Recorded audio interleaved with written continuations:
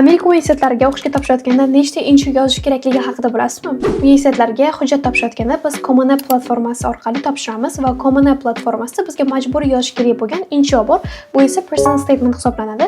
Personal statement 650 ta so'zdan iborat bo'lgan insho bo'lib, bu siz o'zingiz haqingizda yozasiz, ya'ni hayotingizda bo'lgan voqealar haqida, hayotingizda uchragan qandaydir bir qiyinchilik haqida va undan qanday qilib chiqib ketganingiz. Aynan Common App platformasida personal statement uchun har xil promptlar mavjud.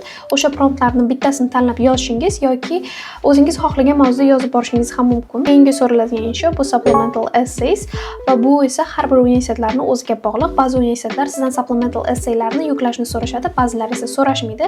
Agar so'rashsa ham o'rtacha bittadan 6 tagacha bo'lgan insholar yozishni so'rashadi. Eng ko'p so'raladigan mavzular bu why's, ya'ni nimaga siz bu universitetni tanlaganingiz haqida yoki why this major, ya'ni nega bu yo'nalish haqida. Shu bilan birgalikda sizning extracurricular activities, ya'ni darsdan tashqari qilgan ishlaringiz va qo'shimcha ishlaringiz haqida ham so'rashadi. Chet el universitetlariga o'qishga topshirmoqchi bo'lsangiz, meni sahifamga obuna bo'ling.